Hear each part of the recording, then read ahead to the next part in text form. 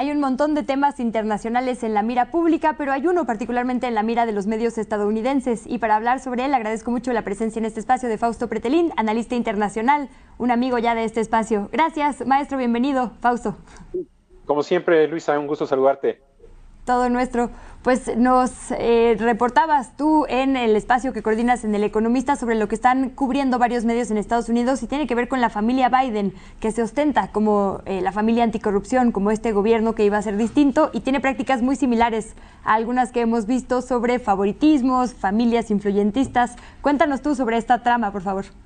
Sí, mira, Luisa, pues es una investigación de Politico.com en donde habla precisamente de los enormes conflictos de interés que pueden estarse dando en este momento alrededor de la Casa Blanca, cuando precisamente, como tú bien mencionas, el presidente Biden llegó a la Casa Blanca con un discurso anticorrupción, como enviándole un mensaje al anterior presidente Donald Trump.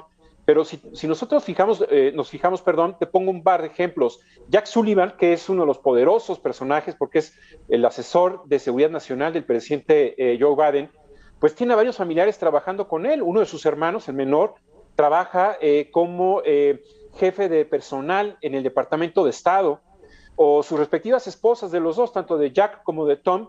Una de ellas trabaja también en el Departamento de Estado y otra trabaja en el Departamento de Recursos Humanos, ¿no? Es decir, hay una especie como de conflicto de interés alrededor de esta familia. O qué decir de Anthony Blinken, cuya esposa es ni más ni menos que la jefa del gabinete del presidente Joe Biden. Blinken, pues, es el secretario de Estado, es decir, el que lleva prácticamente la política exterior en Estados Unidos. Y si tú recuerdas, Luisa, pues uno de los hijos de Joe Biden, Hunter Biden, fue también polémica alrededor de la campaña electoral de su papá. El New York Post fue censurado inclusive por Twitter. Eliminaron el tweet que vinculaba una nota en donde aparecían correos electrónicos de Hunter Biden, y él reacciona y él pues acepta que de alguna forma el tener a un papá como vicepresidente de Estados Unidos cuando estaba Obama, pues le ayudó a escalar en el órgano o en el organigrama o en el sueldo, ¿no? Dentro de Burisma, esta empresa de energéticos allá en Ucrania.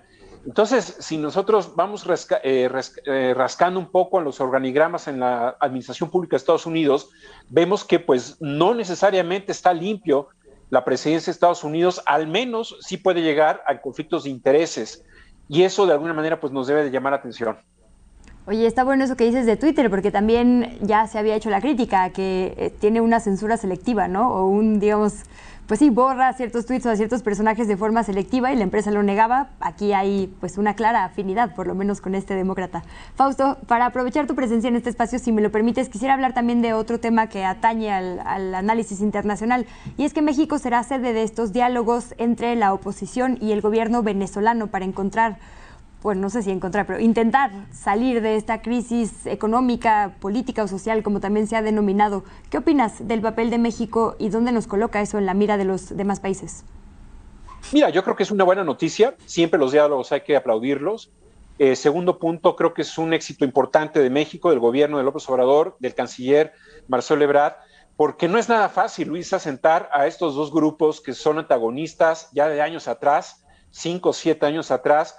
Se han dado con todo, ha habido divisiones muy duras, inclusive dentro de la oposición. Entonces creo que es una buena noticia que probablemente la próxima semana estén llegando aquí un grupo tanto del gobierno de Nicolás Maduro como de la oposición.